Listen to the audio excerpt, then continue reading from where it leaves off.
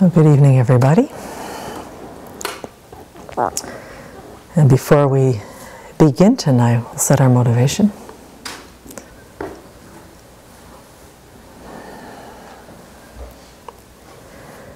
Well, the deepest truth that sort of drives our days, consciously or unconsciously, is that we want to be happy and not suffer. That sort of is the modus operandi for all sentient beings, and it's helpful to look at our own way in which we do that.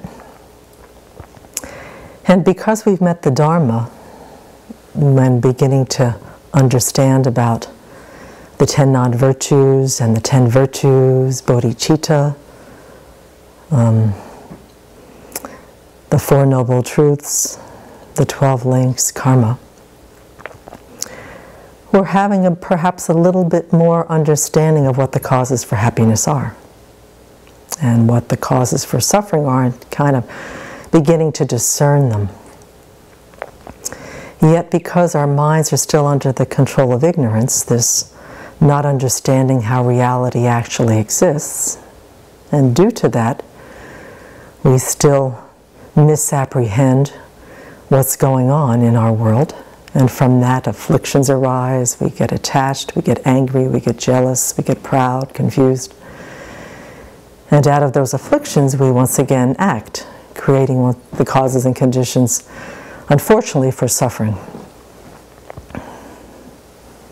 So sometimes it seems like we're making 3 steps forward and 2 steps back because of the ignorance which pretty much colors all of our way in which we look at ourselves, others, the world.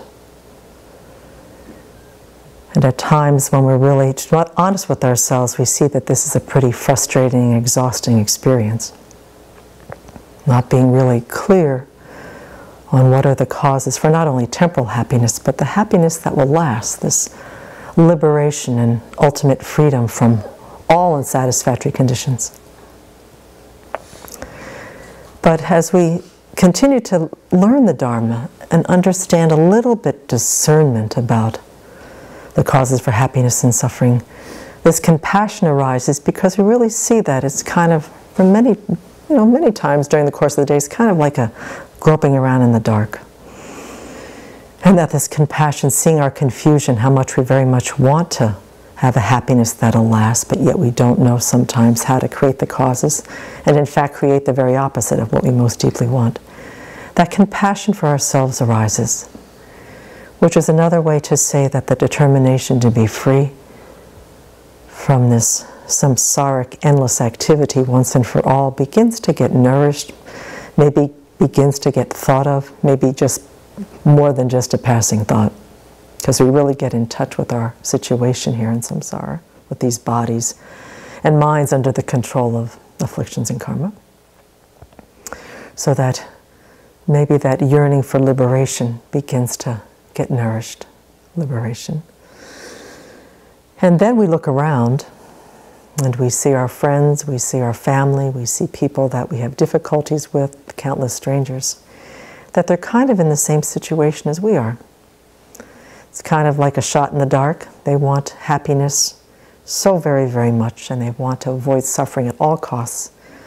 And just like us, they are just as confused on how to go about that. And for many of them who don't have the Dharma, we can see more clearly that the quick pedaling, trying to make it all work to get what we want, for them to get what they want, and to avoid suffering at all costs, seems to be even more tragic than our situation, because they don't have the tools on how to learn how to cultivate what might bring the cause of happiness and learn to abandon what is not going to create that, but instead bring suffering. And so from our side, over time, compassion for them also arises. So then we start looking at this end of wanting to liberate ourselves from samsara, and we perhaps open up our view to say, well, if I get liberated, what happens to all of these sentient beings who have been taking care of me and providing services and needs and friendship and have taught me a lot? what about them? And so this is where our bodhicitta motivation comes in. That really the compassion feeds into that, is that just like me, they want to be happy and not suffer. And if I become a Buddha, that will be putting me in the most perfect position to be able to guide them and to show them, as I will have learned by then, all the causes for happiness, both temporal and ultimate, and to be able to not only just sort of suppress and get out of the way the big causes of suffering, but to be able to eliminate them completely. So as we go through the review tonight, let's really see that what we are doing right now, these chapters that are slowly working their way into the chapters on emptiness, by cultivating the method side of the path, that we are creating the very substantial causes for this awakening, to be able to have the wisdom that discerns precisely what the causes of happiness are and precisely what the causes of suffering are, to eliminate them completely. So that we can do that not only for ourselves, but for the well-being, the benefit, and the long-term happiness of all sentient beings. So let's really cultivate that tonight.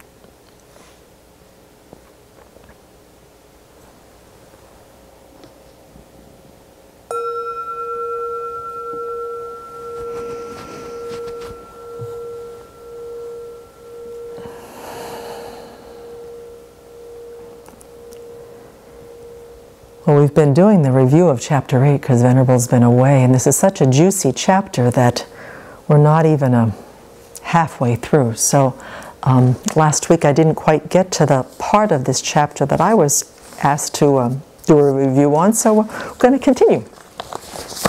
And boy, it just gets juicier and juicier as we go.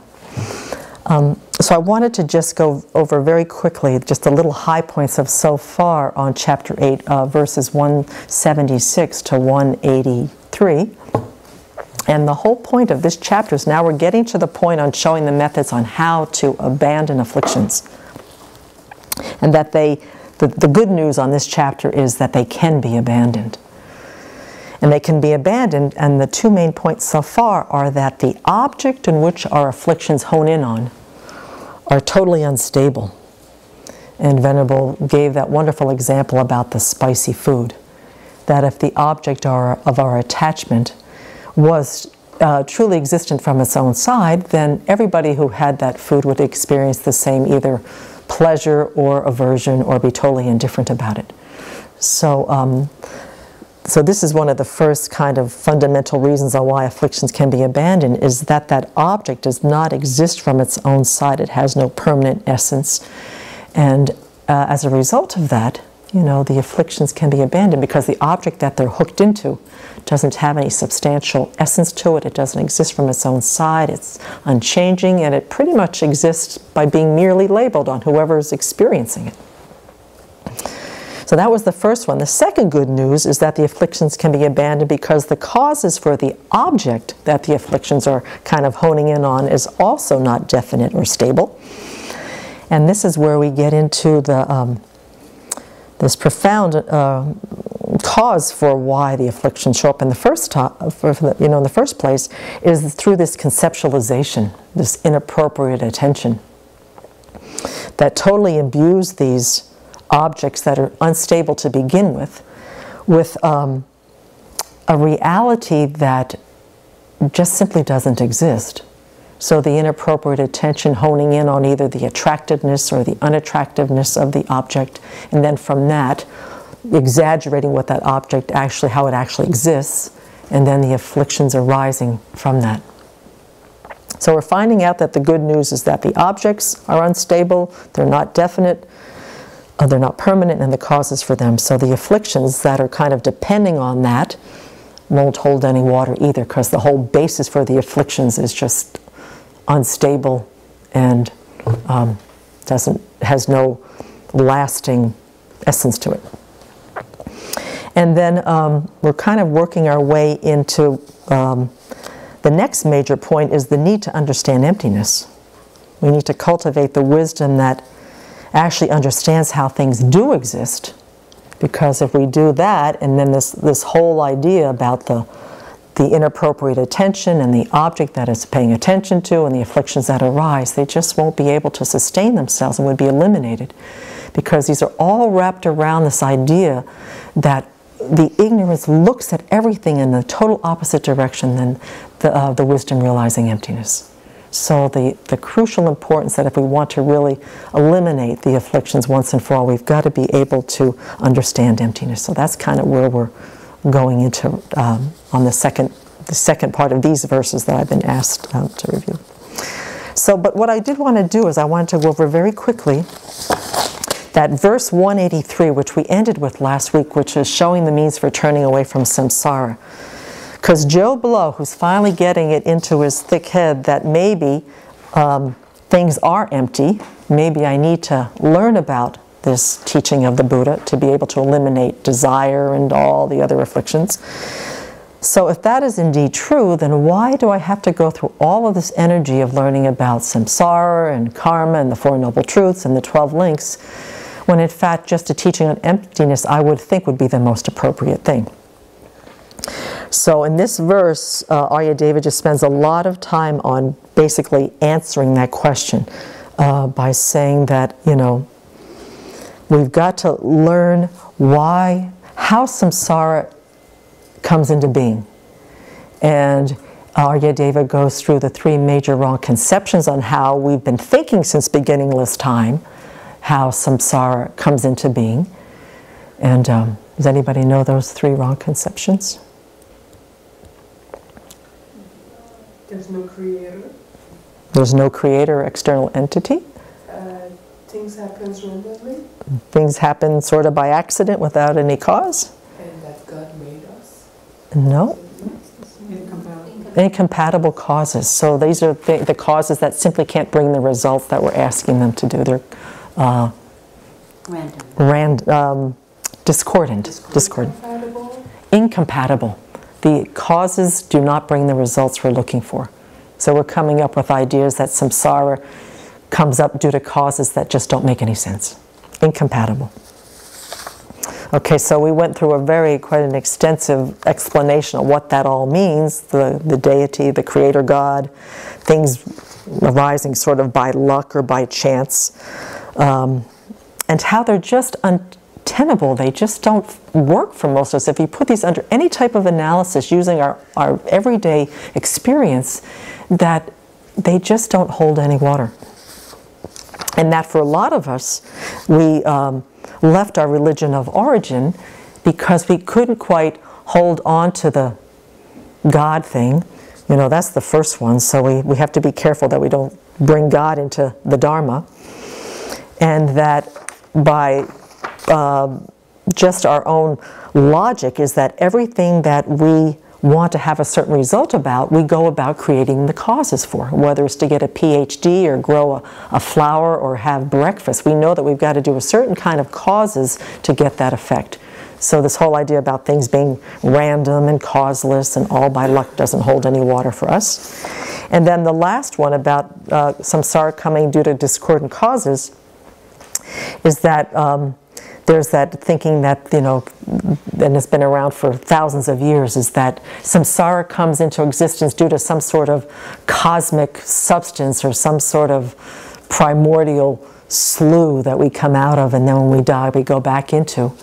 As well as now in our modern age, looking at science as having more responsibility for why we have the environments we do, why we behave, and who we are, is that we're giving science, biology, genetics more power than they really deserve on why we are the way we are and why things are the way they are. That it kind of, by doing this, we're taking the personal responsibility of creating the causes and conditions for why we have happiness, why we have samsara, why we're stuck here in samsara in the first place. So the third one is about, you know, there's a lot more going on in samsara, and there are causes that are a little bit of a contributing factor, but they don't stand either. So the whole point is that if we want to understand emptiness, we've got to understand how samsara comes into being. which is due to the fact that, and what Venerable says, we have to understand the conventional causality of how things come into being, not just the biological causality of genetics and neurology and sperm and egg and things like that, but also the fact that ignorance gives rise to afflictions, which give rise to karma, which give rise to the unsatisfactory conditions, and off we go into another rebirth. And that if we don't get this, the wrong conceptions, if we have all of this misguided thinking, we're never going to be able to create the causes for our liberation. These wrong conceptions are going to set us down a totally wrong path. And if we want to realize emptiness, we've got to figure out which of these wrong conceptions we have and go about very earnestly beginning to eliminate them. So that was verse 183. That's where we left off last week. Okay, so verse 184 is giving up the fear of emptiness. And in this one, here's Joe, because he's going to fall off in a ditch here on this one.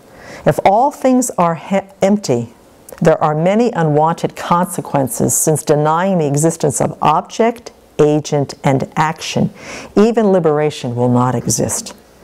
If things are empty, you are denying the existence of people who create karma, the action of creating karma, and the object they create karma with. You're denying the existence of all things. So Joe has gone into the ditch called nihilism. All right, if things are empty, nothing exists. The verse says, well, if you think that way, thinking nothing exists, what's the use? You may be afraid. But if actions did exist inherently, the doctrine would not be the prevention. So if we go into the way that Joe's going and we see that things don't exist at all, at the time of, what it says here is that at the time of death, people are going to be terrified because they think after death they're going to get totally annihilated, they're going to go out of existence, that there's going to be nothing but extinction. So in one of the ways, out of the confusion of thinking that's what emptiness is, then they go ahead and they throw themselves into the other ditch and say, well, then things have to be truly existent.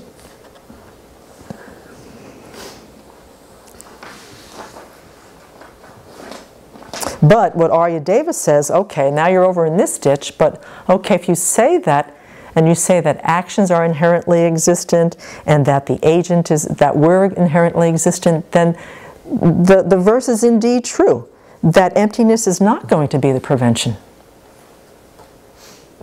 If things were inherently existent, there would be no way for us to change. The meditation on emptiness would totally be futile. Which Venerable says, this is the kind of thinking we have to be afraid of. This is the kind of thinking that's going to get us into trouble. So if afflictions and karma are inherently existent and could not be eliminated by realizing emptiness, we are really, that's bad news for us. You couldn't posit a person that created the karma. You couldn't posit the action that they're doing. You couldn't posit the results. If everything was inherently existent, we couldn't do anything. We couldn't create virtue. We couldn't create non-virtue. We couldn't liberate ourselves. We couldn't change moment by moment. We couldn't grow.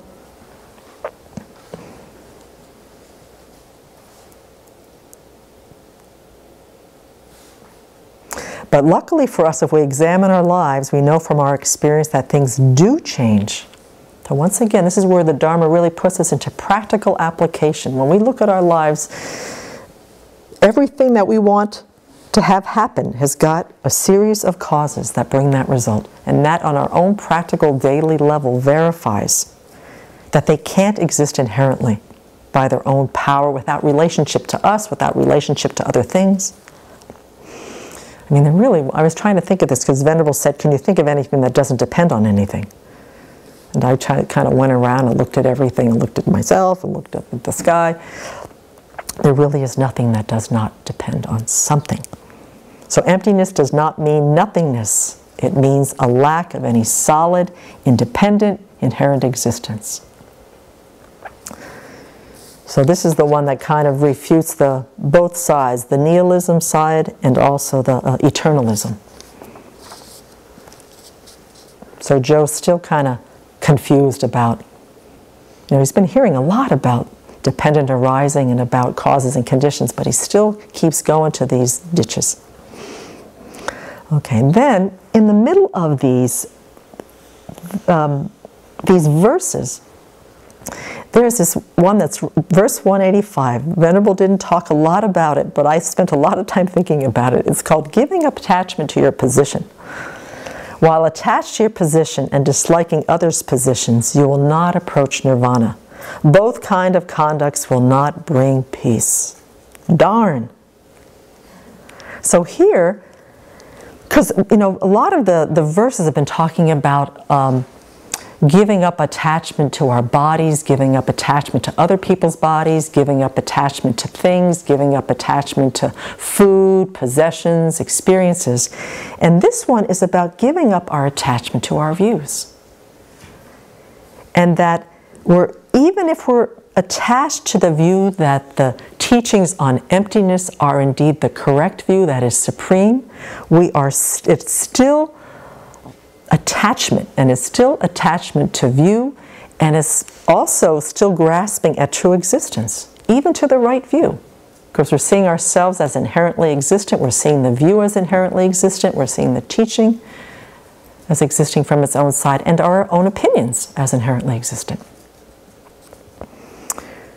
A little bit of knowledge can be dangerous. That's where I go with this first part of the verse. A little bit of understanding emptiness, we can get a little bit full of ourselves and then get into all sorts of trouble and then fall into the part that says that anybody else who has other positions than believing that the teachings on emptiness are the ultimate, the supreme view, and disdaining them, disregarding them, disrespecting them, is also the opposite, is disliking other people's opinions, also gets us nowhere. We will not get anywhere to liberation if we cannot let go of the attachment to these views.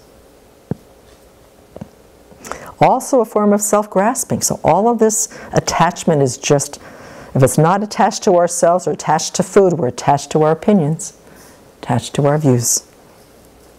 We can't grasp anything. If we want to be liberated, we've got to let everything go, even our understandings of emptiness. So that was a little short and sweet one, but I can see how we could get into trouble there. Okay, next one. This one Venerable had a little bit of fun with. The advice to strive for liberation. Okay, so Joe says, we can't attain nirvana. It is so difficult to do. But we can enter samsara because it's easy and we do it without any effort. Is that not the truth? So the verse reads, not acting brings about nirvana, acting brings about worldly existence. Thus, without complication, nirvana is easy to attain, but not the latter. So the first thing that Venerable says, she goes, yippee, I can go back to bed. I don't have to act. Aryadeva said so. See ya. And at first glance, that's what it says. Not acting brings about nirvana. She says, sorry to disappoint you, but that is not what he meant. What he meant is giving up polluted, virtuous and non-virtuous actions that produce cyclic existence. Means not acting under the influence of grasping at true existence, not doing the actions under the control of attachment, pride, jealousy, hatred, that are all based on ignorance. Okay, so it's not talking about not acting particularly both polluted, contaminated, virtuous and non-virtuous actions, because they both produce cyclic existence because of the grasping at inherent existence. So Joe goes, whoa, whoa, whoa, whoa, whoa, whoa. I thought I was supposed to do virtuous actions, and now you're telling me virtuous actions are to be given up? Aren't you contradicting yourself? And when I got to this point, I remember reading this. It was in Geshe Zopa's second volume, which is all about karma. And I was reading it maybe about 4 or 5 years ago, and it gets really into the detail of karma in a really incredible way. And I turned to this page, and it says that polluted virtuous karma keeps you in cyclic existence. I was like, what? And I must have read it about 3 or 4 times. I was saying, what is he talking about? I mean, here I am trying to be a really nice person, and you're telling me that I've got to give these virtuous activities up. And so I went right into the same place that Joe Blow did. You know, that I didn't get it, that if the virtuous actions are done under the control of ignorance, you know, that we see ourselves, the action, the object, whatever it is, we still see it as truly existent. If we haven't realized emptiness directly, we might be, what we're doing is we're garnering the causes for a higher rebirth, which we need. We need plenty of these, boy. We need a stream of these to go for a very, very long time. But we are not creating the causes for liberation, much less awakening. So they're kind of the smaller steps until we realize emptiness. We have to create the cause and conditions to have the precious human rebirth, to have all of our faculties, to meet qualified Mahayana teachers, to be able to have the wherewithal to be able to practice and have some interest. That's what these virtuous actions create the causes for, but they're still contaminated because we're still seeing them through the lens of ignorance. That we need to cultivate wisdom to understand that ignorance holds on to true existence, which prevents us from attaining liberation. We need to eliminate the truly existent object that we're perceiving and see that it doesn't exist. And until we do, all of our actions, both positive, you know, virtuous and non-virtuous, are going to be sort of contaminated because they're being seen through this misconception. So we need to get rid of the fabrications, the stories, the grasping. And so this is, I think this was Venerable. Sometimes I couldn't tell whether it was Aryadeva saying this or Venerable. But one of the best ways to do this is to meditate on emptiness and dependent arising whenever we are doing virtuous activities. So let's say for when we're generous, it's great to give, which is going to be able to create the cause and conditions for our, you know, fortunate rebirth.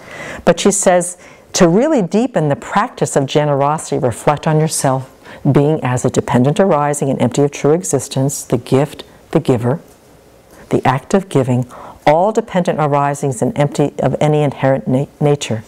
Then the act of generosity is not just about having these fortunate future rebirths, which will also be part of the mix, but it's also the way you think of things when you are giving that will transform the ordinary giving, which brings up a rebirth, to creating the path, which once again, this is a little bit of a review, path means consciousness or mind, that is going to eventually realize emptiness directly. Okay, so even we do this kind of as a conceptual exercise, we have a little bit of understanding of emptiness. Okay, I'm empty of, you know, trying to see ourselves as empty, whatever virtuous activity we're doing. We're creating the causes and conditions to be able to eventually realize directly the nature of reality, because we're doing this kind of conceptual little role-playing and dress rehearsal. And that's why at the Abbey, anytime we do anything virtuous, we try to dedicate all of that virtue, sort of looking at it, if we can remember, through this agent, object, and action being empty of any inherent existence. Because we really want to use that virtuous activity, sort of hold it and sort of support it and protect it for the long-term goal of awakening. And what she says is that it's not some kind of independent, solid thing like this merit that we're creating like brownie points, that we count each day, some solid, permanent merit that exists out there without causes. We want to see the virtue, the merit that we're creating also is empty as a dependent arising. And a person that has realized emptiness directly would find giving, for example, very easy to do. So when we get to that point where we realize emptiness, it becomes this very joyous, easy activity, because we would be grasping onto an inherently existent me that is not quite sure they want to give away the thing in the first place, because I don't know if I might need it in the future. It kind of protects me, it keeps me safe and feeling secure. So these great yogis and these wise ones don't have that when they realize emptiness, so they're not hooked on to this inherently existent me who's about to think about giving the gift.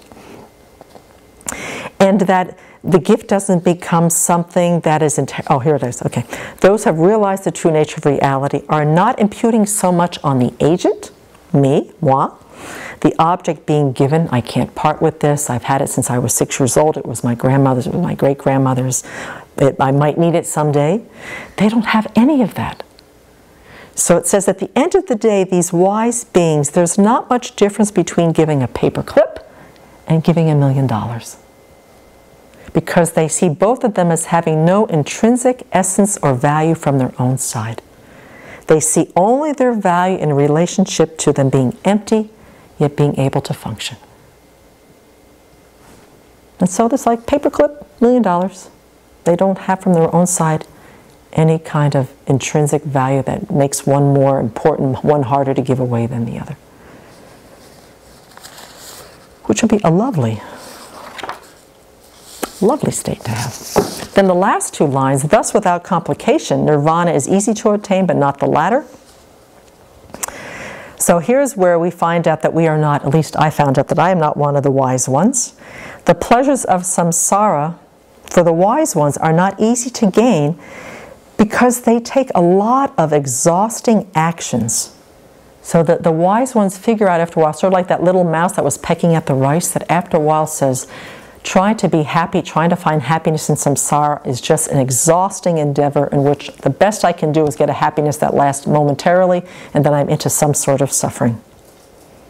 But when it goes for striving for nirvana or liberation, because they see that that has got an end that they really are going for, that they do it with a great amount of joy. There's no type of tiring, there's no type of effort, because they really see the beauty of going for liberation.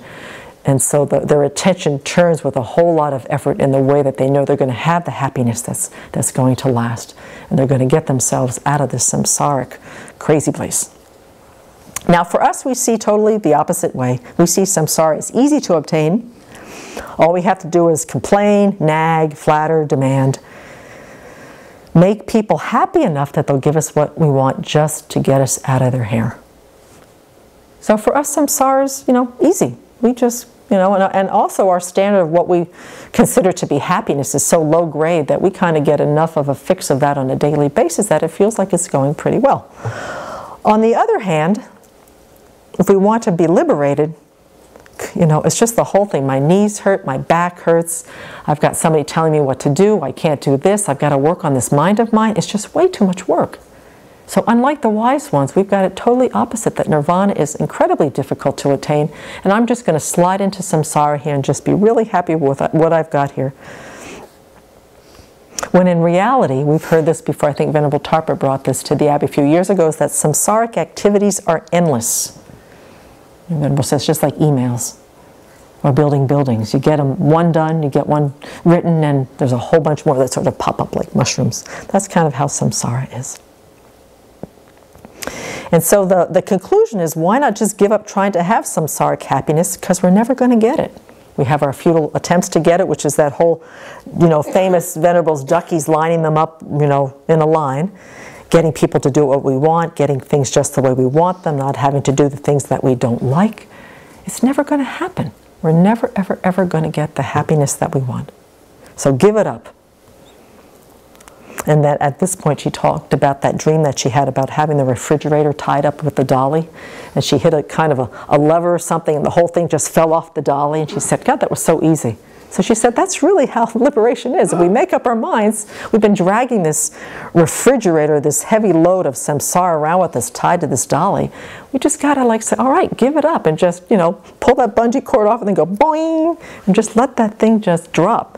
So I was thinking every time we move furniture around here, we should just think, due to our self-grasping ignorance, I drag and push and carry around my attachments to samsara. And boy, am I tired of doing this, just like this fridge.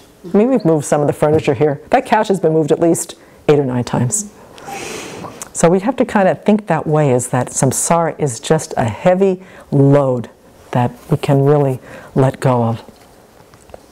And Venerable's dream kind of gives us that, that verification. Okay, so verse 187. This is about how impossible it is to attain liberation without cultivating an aversion to samsara. All right, we're not going to get there until we really figure out that we don't want to be here. How can anyone who has no aversion to this, samsara, take interest in pacification or nirvana? Like leaving home, it is also hard to leave worldly existence behind. Okay, so Joe, he's back again. If not doing any action with grasping at ultimate or inherent existence is the solution and brings about nirvana, why are impermanence and dukkha equanimity taught in the treatise? Just teach me emptiness. I don't want to hear about all this suffering stuff. I paid my money. I put my money in the dana basket. Now give me what I want. So Venerable goes right into this, having our cake and eat it too. We paid our money, we get what we want. That's what our society says. So give me the teachings on emptiness. I don't want to hear about karma. I don't want to hear the miseries of cyclic existence. I don't want to hear about the lower realms. Forget that. Besides, you know, samsara can be pretty nice. I want to end it, but I also kind of like it. So maybe I can have part of my time in samsara and part of my time in nirvana. Kind of having our cake and eat it too. Samsara is good when we're fine with it, and when it's going good, and when it's not, we want out. So we're kind of, you know, up and down with how much we really, how much we want.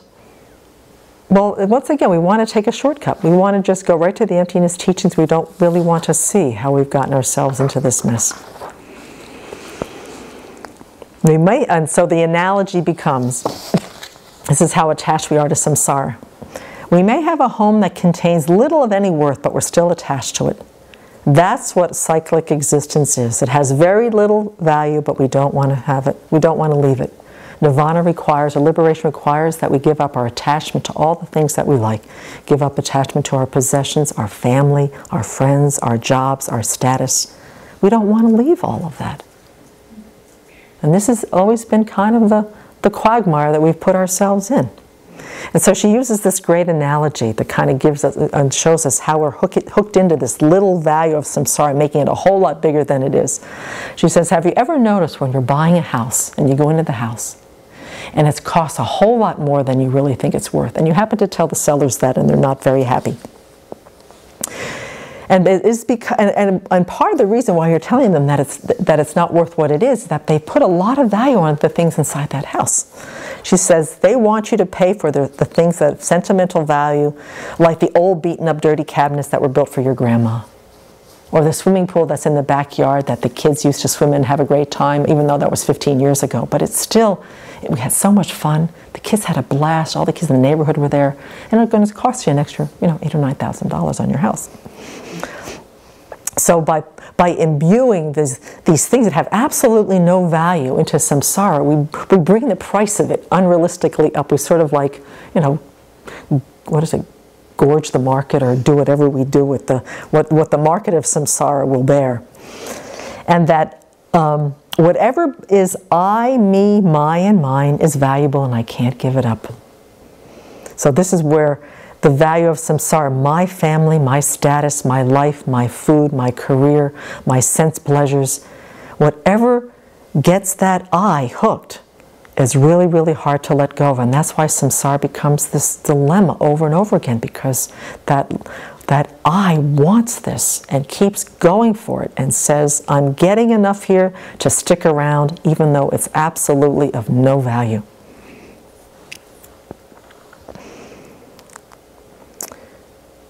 And so Venerable goes into the thing about us changing our rooms, which we're going to be doing here soon. Every spring we change our rooms, taking only our clothes, our altar, some of our books, and everything else at the Abbey here we leave behind. So we all kind of shift rooms. We leave the beds, we leave the furniture, we leave the pillows, we leave the blankets, we leave the quilts.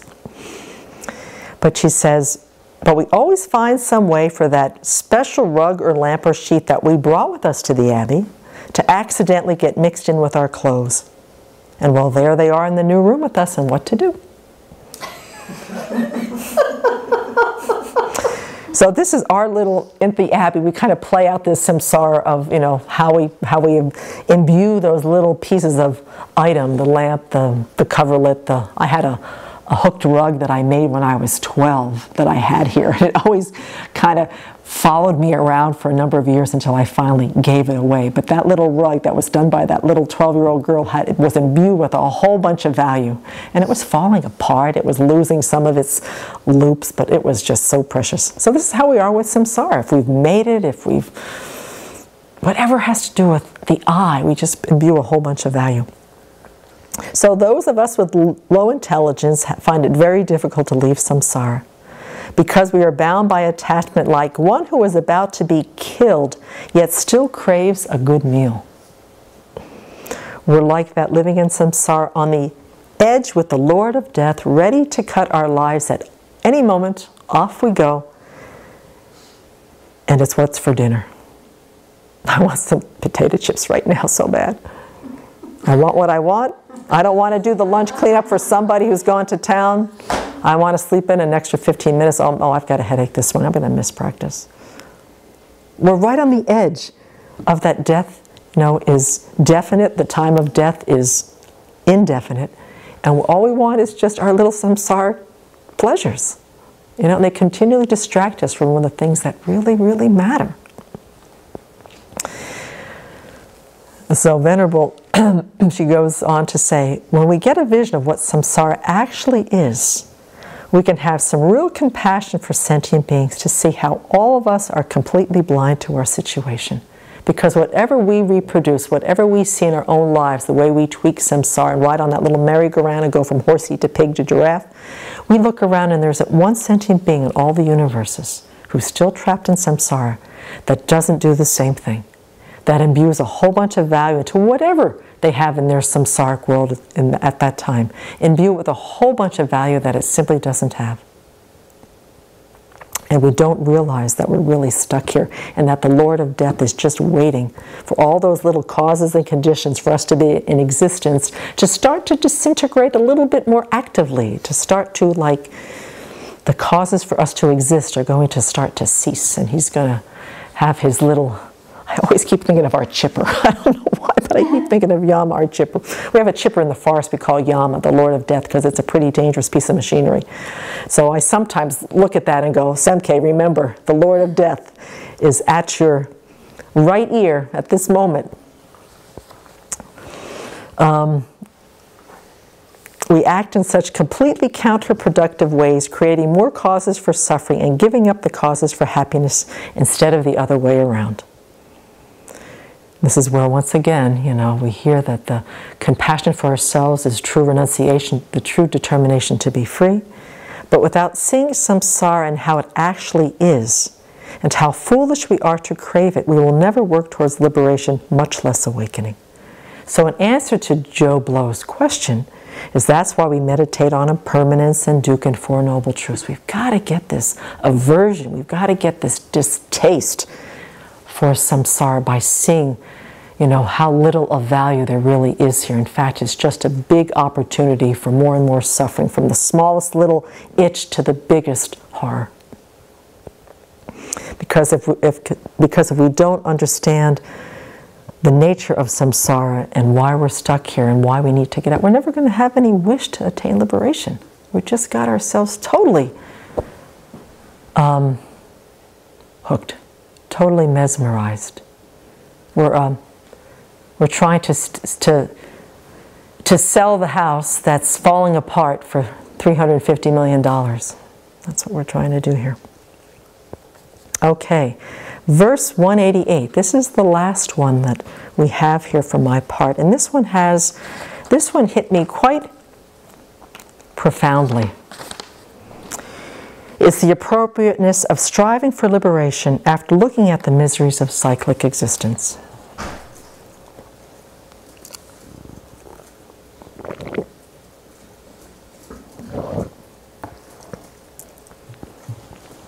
One sees that some who are overwhelmed by suffering long for death, yet entirely due to their confusion, they will not reach the excellent state or nirvana or the absence of suffering. So this is where Venerable spent, this was really quite a moving, really thinking a lot about this. And she started by saying that she said, I'm sure that many of us have met people who are completely overwhelmed by suffering. And the first one, she said, the whole assisted suicide movement, the whole euthanasia movement, is really a part of that people that are so overwhelmed by their physical suffering long for death. Their lives, their bodies are falling apart. The pain is so intense that they really have this very, very strong intention to liberate themselves from this gross pain of this life by assisted suicide. They really feel that that the death will free them from this horrible situation. Yet entirely due to their confusion, they will not reach the excellent state. This is really the tragedy, because what's going to happen is they're going to take another body that, due to afflictions and karma, is going to go through the same scenario. It's going to get born, it's going to get old, it's going to get sick. Who knows, maybe have the same horrible physical pain as the previous life, maybe worse, maybe less. So going through that because of the gross physical suffering, taking their lives in that way, they are not freeing themselves from that gross suffering. They're pretty much perpetuating it into yet another rebirth. Then there is also not only the folks who with the assisted suicide, but also those that take their own lives because they cannot handle the incredible intense mental suffering, that have such an intense mental suffering state, thinking that if I will take my life, this horrible mental suffering and agony that I am experiencing will end.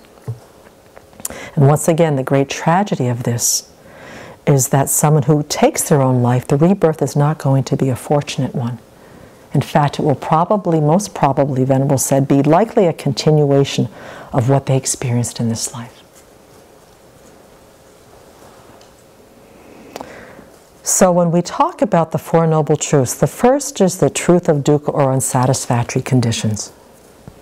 And what she says is that these folks who take their lives due to the gross physical and mental suffering understand this on one level. But when we talk about the first noble truth, we talk about not only the dukkha of pain, of which they are trying to free themselves of, the pain and to seek some sort of happiness, but they're thinking about this present life, and only the gross physical and mental pain that they want to free themselves from. They don't think about, which animals also do. So animals also want to free themselves from this gross physical mental pain. No one wants to suffer from it. But they aren't thinking about the dukkha of change, and they're not thinking about the dukkha of pervasive conditioning. They're not thinking about, well, if I get another rebirth, I'm still going to go through the dukkha of change, which is no matter what kind of samsaric happiness I have, it is merely an alleviation of some gross suffering, and a small suffering that's still too small to recognize as a suffering. So the dukkha of change, they don't have that in their purview, nor the fact that whatever rebirth they get, they're going to still have a body under the control of afflictions and karma, which is the pervasive conditioning. So they've got a little piece of the first noble truth. They understand the misery of the physical gross suffering of this life. Not only do they not have the whole picture of the first noble truth, but they don't have the second, and they don't have the third, and they don't have the fourth. They know only to renounce the pain of suffering of this life. They don't know how to renounce the suffering of change, the suffering of pervasive conditioning. They want a quick fix of happiness now. And this is how they go about doing it. They don't know the correct causes of the misery they are experiencing.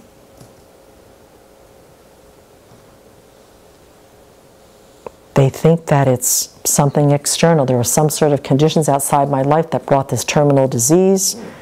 I have this disease due to external conditions. I have this mental suffering because somebody hurt me deeply, or something happened that was triggered in my family or in my life, or there's a genetic predisposition, so that they really believe that what they're getting is what they think that the correct causes of the suffering that they want to take their lives in order to free themselves from is all coming from outside themselves. They really don't understand the origin of their misery. They don't understand the second noble truth, which is the origin of dukkha. And as a result, they don't know how to go about eliminating the causes or the origin, because they don't know how to arrive at true cessation either. So now we're getting into the third and fourth noble truth. They don't know how to once and for all really free themselves from the suffering of having bodies and minds under the control of afflictions and karma. They don't understand, they have no idea of the path. They think taking their lives is going to do it.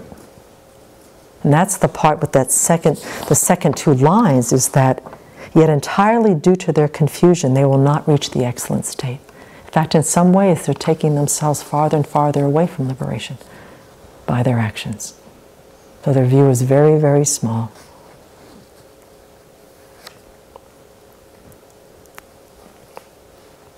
So that is why we have to think about the Four Noble Truths. And the awareness we have of the gross suffering as a Buddhist is a different kind of awareness than most people have of gross suffering.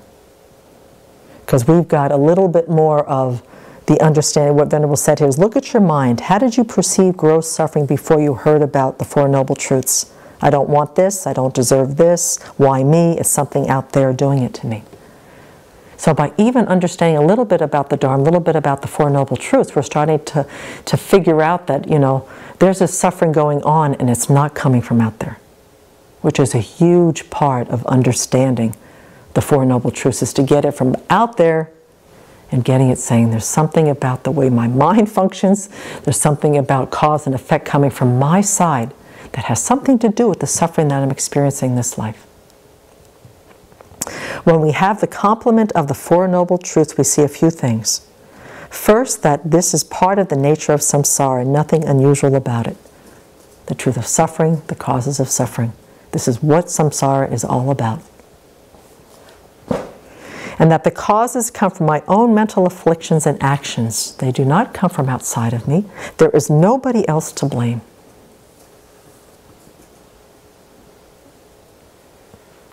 Okay, so there's the first noble truth, there's the second noble truth. The third one, that there is a path to realize, to see things how they really exist, so I can stop having all these mental afflictions, so I can stop acting out of them, creating the karma that then propels me yet to another rebirth.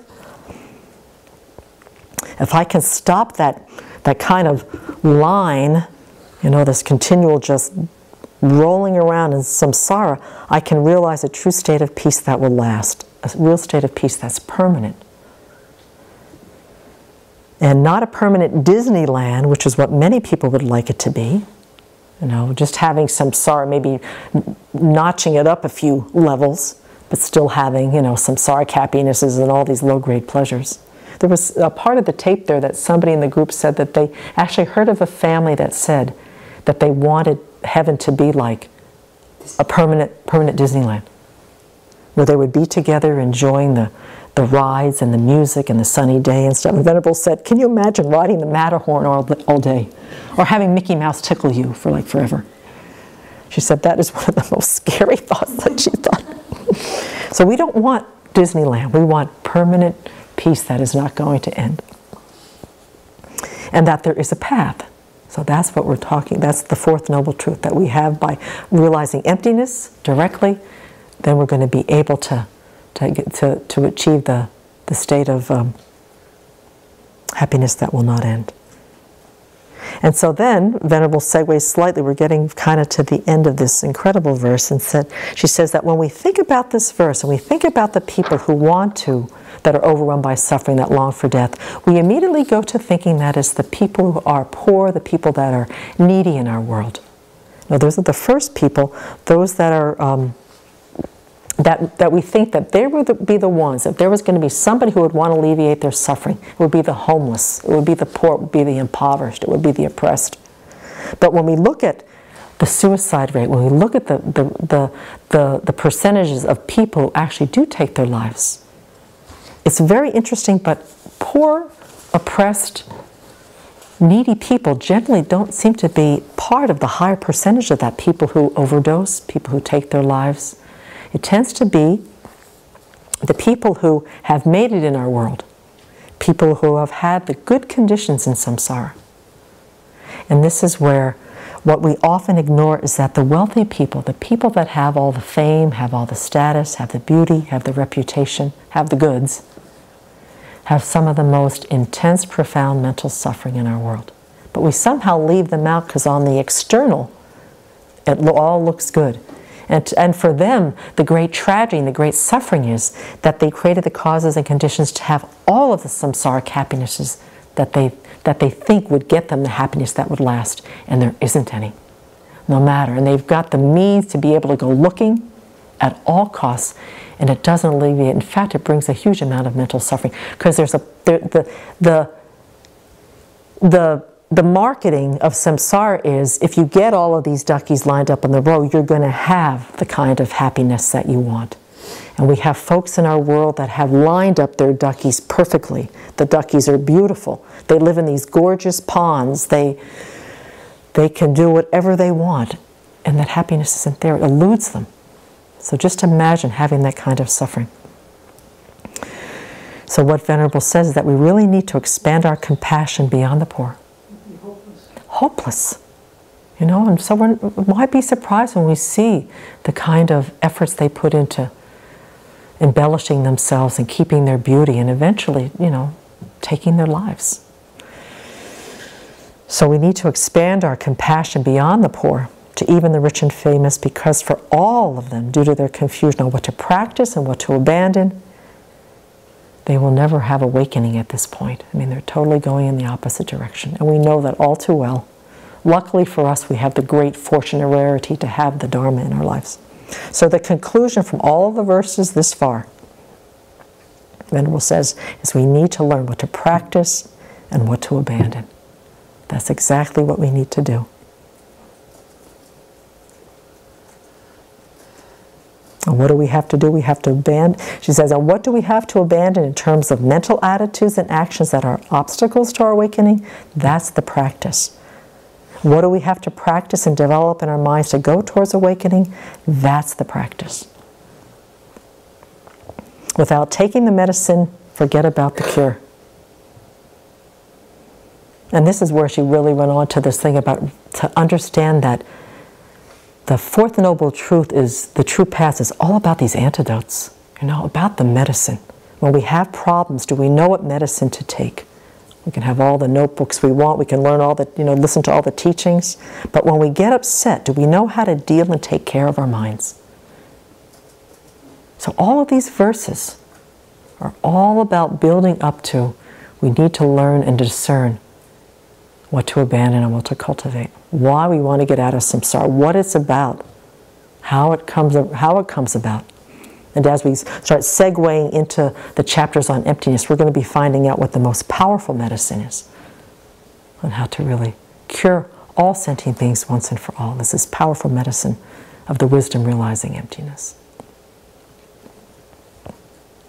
She says, remember, the antidotes are what we need to work on, to have them in our minds so they're there when our minds get into trouble, or it's all in vain. So that is up to verse 188. There's still another 12 to go, and sometime in the near future, I, with my clairvoyant powers, see that Venerable Chuni will continue with the chapter 8 sometime in the near future, when Venerable will assuredly go with her wonderful bodhicitta mind, go and teach someplace, and we'll have Venerable Chuni to continue with these fabulous verses on chapter 8. And Venerable's coming back, so she'll be teaching on chapter 9, which we're getting into the wisdom chapters, the chapters that are really going to start tweaking our samsaric world and turning it upside down and throwing it around a little bit. But to know that we still have more review on chapter 8 to come. Yep. Do you happen to know what date she gave that verse on? The last one? Yeah. I can find it on the web. February 6th. I think we're in February, beginning of February. February 6th. 2014. Yeah, most of these were in January. Yeah. All right. So may we realize all that Aryadeva is trying to get us to realize. And let's dedicate, you know, whatever we understand. You know, that's the great thing about what Venerable says, is no matter what little bit we understand, it really is starting to create the causes that will bear fruit. Maybe not in this life, but in future lives, to realize the nature of reality, the ultimate cure-all for what's really ailing us.